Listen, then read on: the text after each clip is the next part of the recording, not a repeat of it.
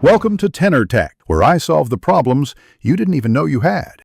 You start by unlocking the phone and opening settings. This is where accessibility lives.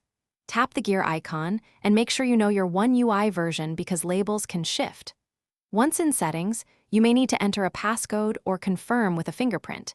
Do that now so we can continue without interruption. If you see a search bar at the top, use it. Searching, accessibility speeds things up versus browsing menus. You now locate accessibility itself. If your settings app has a search field, type accessibility and tap the result. That's the fastest path.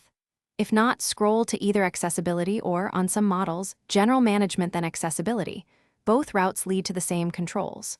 Once inside, you'll see group sections like vision, hearing, and interaction and dexterity, so you can focus on the type of aid you need. Tap any group to open detailed toggles and settings. You finish by enabling the features you need. Tap TalkBack, magnifier, or high contrast to turn them on.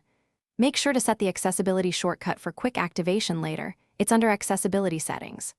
Once done, adjust each feature's options to suit how you use the phone. If a toggle is missing, restart the device, install system updates, and verify permissions or user profiles. That usually resolves hidden menus.